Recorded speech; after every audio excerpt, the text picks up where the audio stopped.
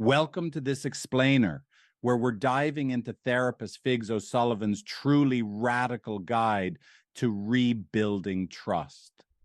Look, if you've ever been on either side of a broken promise, you know firsthand just how agonizing it is. Today, we're going to completely reframe everything you think you know about how relationships heal. We're looking way past those typical empty apologies and digging into the actual science of what is happening inside our bodies. Okay, let's just start by validating that terrifying moment when the ground just completely shifts beneath you. 1 minute you're going about your day, maybe figuring out what's for dinner, and the very next minute, the person sitting right across from you feels like a total stranger, or honestly worse, an active threat. Whether you were the one who lied or you were the one lied to, the urgent question that immediately follows a betrayal is always, now what? Most of us try to fix this panic with words, right? Tearful apologies, maybe some grand gestures. But the source material here points out a massive blind spot. Trust actually gets rebuilt through a biological process that most people simply do not understand. So let's break this down, starting with part 1, the biology of betrayal. To answer that critical now what question, we really have to wrap our heads around attachment theory. I found this absolutely fascinating. Depending on your partner is in some form of unhealthy codependency, and it's definitely not emotional weakness. It's literal mammalian biology. We are wired, much like a pack animal, to depend on our closest person for co-regulation, safety, and ultimate survival. Because of this deep wiring, when your partner lies to you, your amygdala fires instantly. Your reaction to a lie isn't a deliberate thought. It's not a conscious decision. It is a primal biological survival response, simply because the very person you depend on for safety just proved themselves unsafe. And this brilliantly illustrates the core conflict couples face when they're trying to heal. On one hand, you have couples constantly trying to fix a biological survival problem using only cognitive tools, logic, negotiated forgiveness, perfectly worded apologies.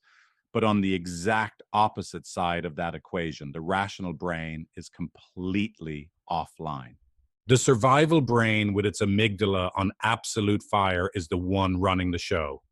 This is exactly why just talking about the betrayal or offering a super logical, tearful apology completely fails to stop the panic. Which brings us to our next major concept, the nervous system ledger. So if words and logic don't work, what actually does? The author uses a truly fascinating technological metaphor to explain our biology here. Think about blockchain technology in that exact same way. Your nervous system is the original distributed ledger. It permanently, immutably records every single moment of safety and every single instance of betrayal. It logs every single time someone said one thing and did another. You simply cannot talk your way out of a recorded transaction in this biological ledger. The body keeps an exact accounting. And this brings us to a crucial point. Apologies without action are just emotional inflation. They're basically currency without any backing, which causes your words to lose their value entirely. To actually update your partner's biological ledger, you need what the crypto world calls proof of work. The nervous system will only settle the transaction when real caloric energy has been expended over time. Now, what does caloric energy actually mean in a relationship? Well, it means sweating through the deep discomfort of radical transparency. It means crossing the bridge into your partner's emotional reality, even when you're completely exhausted, and showing up with consistent, undeniable behavior day after day. Let's move on to a really vital distinction: protection versus punishment. For the betrayed partner, it makes total sense that they are caught in a hypervigilant emergency response. But there is an incredibly thin line here between holding up a shield for protection and drawing swords for punishment. Protective behavior is your nervous system genuinely asking for help to regulate panic, like saying, I need to see your phone right now just so I can breathe and verify reality. Punitive behavior, on the other hand, is a nervous system trying to retaliate and equalize the pain, demanding the phone because, well, you don't deserve privacy anymore. Both reactions are totally understandable human impulses, but only the protective approach allows for actual healing. Retaliation will actively prevent the exact trust rebuilding that you're so desperate for. Having established this biological reality, let's explore the unskippable repair protocol. Here is the specific blueprint for how trust actually gets rebuilt in the real world. The author outlines 4 distinct, absolutely unskippable steps. Notice how step 1 is biological regulation. Safety has to come first because you literally cannot rebuild trust while both nervous systems are on fire. Then step 2 is connection, establishing a baseline of trust and mutual care before you even think about bringing up the details of the lie. Only after that can you reach step 3, cognitive access, where the rational brain finally comes back online for those deep conversations. And finally, you get to step 4, problem solving and making new agreements. If you try to skip steps and jump straight to step 3 or 4, the survival brain takes over. The arguments just go in circles and the rupture only gets worse. You have to regulate, then reconnect, then talk, and only then solve the problem. Now, you might be wondering, with a protocol like this, why do most couples fail? Despite having this roadmap, trust repair is notoriously difficult. It usually comes down to 3 main roadblocks. The number one reason is applying cognitive solutions to biological problems, like making strict rules or chore charts, when what both bodies actually just need is co-regulation and soothing. The second reason, impatience. Living under suspicion or hypervigilance is pure agony, for sure, so couples understandably try to rush the healing. But your nervous system doesn't care about your desired timeline. It only cares about undeniable evidence. And finally, trying to do it alone.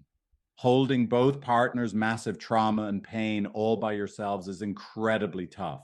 Having a professional guide isn't a luxury here. It is often the essential infrastructure you need to keep the whole process from collapsing. To put things into perspective and set realistic expectations, we have to deeply respect the nervous system's timeline. And I'm going to warn you right now, it requires immense patience. For lies that don't involve massive betrayals like infidelity, you're typically looking at anywhere from 6 to 18 months of sustained proof of work before the nervous system truly relaxes. Now, that doesn't mean 18 months of total unrelenting misery, but it absolutely means a long, sustained period where the person who lied provides undeniable evidence of safety, and the betrayed partner slowly allows their biological ledger to update. So how do we actually apply this today? Let's get into some practical steps forward. The source material provides some very specific directives here. If you are the one who lied, the absolute first thing you need to do is stop explaining yourself and start demonstrating safety. Narrate your choices out loud. Be radically transparent without ever having to be asked. You have to bear the caloric cost of this transparency day after day. You need to sit quietly with your partner's pain without trying to quickly fix it, just to ease your own personal discomfort. And crucially, get your own support to process your shame. Accept that trust will only update on your partner's nervous system's timeline, not when you think it should. Now, on the flip side, if you were betrayed, your first task is to let yourself feel those incredibly valid emergency responses. Don't try to intellectualize them away. But as we discussed, you must carefully distinguish between verifying for your own safety and retaliating to punish your partner. When you can, try to just observe. Watch closely for that proof of work we talked about earlier. Allow your biological ledger to slowly, steadily record the positive data points your partner is consistently providing over time, and seriously consider professional support to help slow this overwhelming process down. We also have to acknowledge a profoundly tough reality. Sometimes trust just cannot be rebuilt. Sometimes the biological cost of staying in the relationship is simply too high.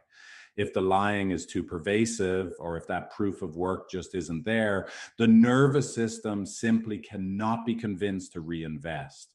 In these cases, walking away is not a failure. It is your nervous system doing exactly what it was designed to do, protecting you. And sometimes that is the wisest, most protective thing your body can do for your survival.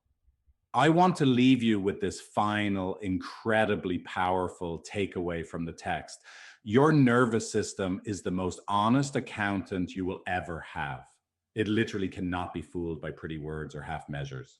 You can consciously choose to forgive in your mind, but your body is always keeping the score. True healing requires a profound level of vulnerability and unyielding accountability. So the ultimate question isn't just whether you want to trust again, it's whether you and your partner are truly willing to expend the real sustained energy required to finally convince your biology that you are safe.